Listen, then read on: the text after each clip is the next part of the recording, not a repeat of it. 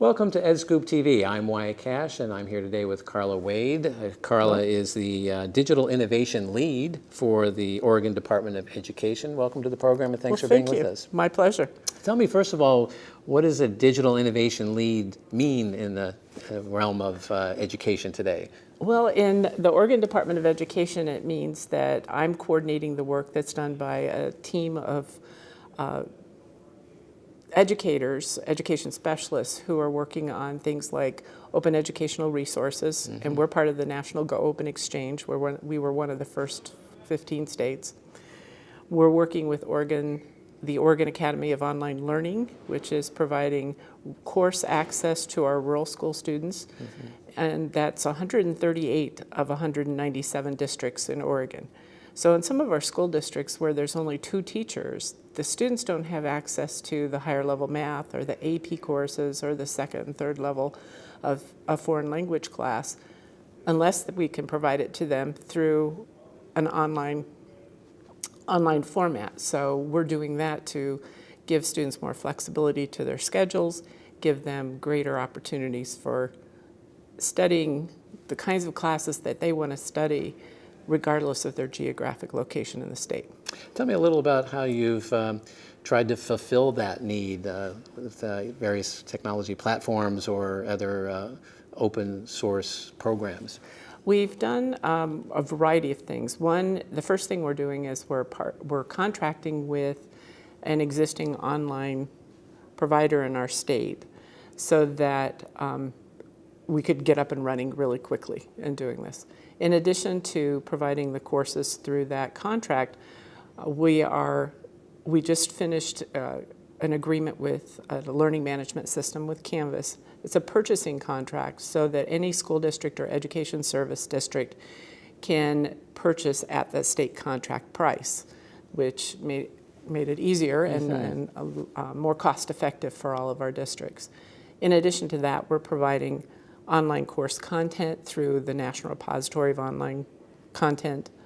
We're focusing this year on EdReady, which is a tool to help students with mathematics as they transition from middle school to high school or high school to community college or university.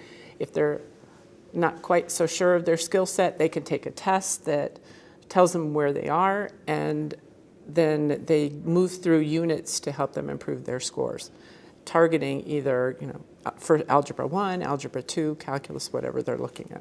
Really interesting. And what other things is Oregon doing in the way of innovation, perhaps to support teacher development or assessment tools that teachers can use, or just help them, particularly as you've got this very diverse mix of districts? One of the things we're really proud of is the Oregon EdTech Professional Development Cadre. Just like SETDA is celebrating its 15th year, so are we.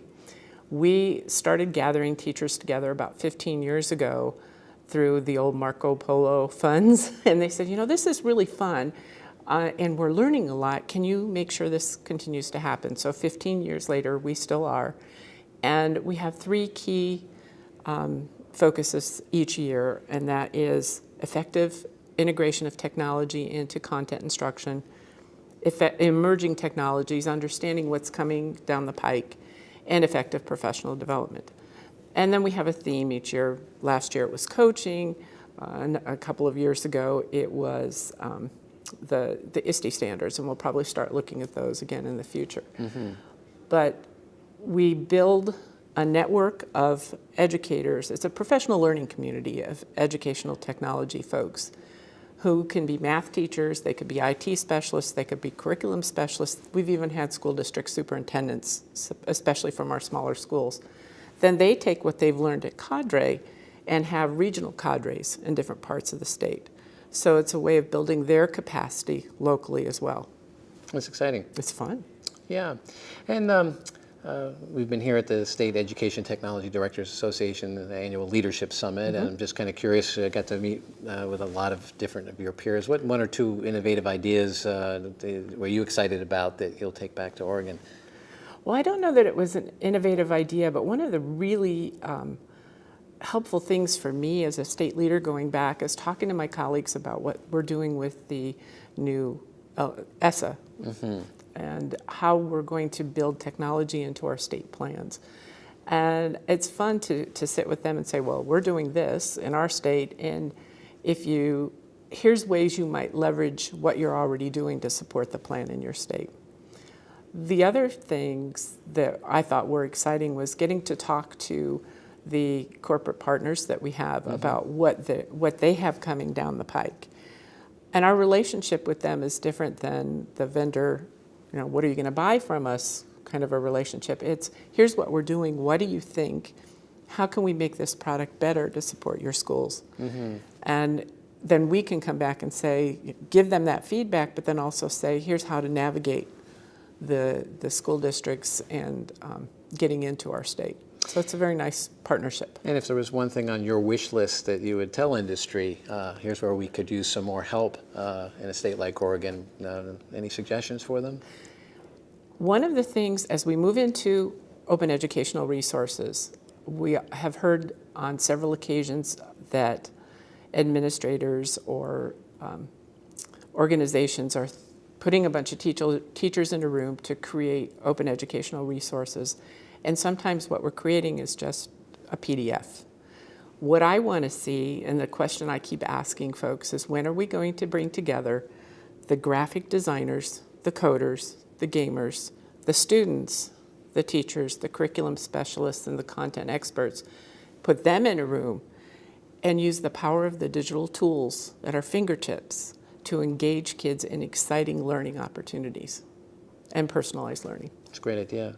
We're not doing enough of that, it sounds like.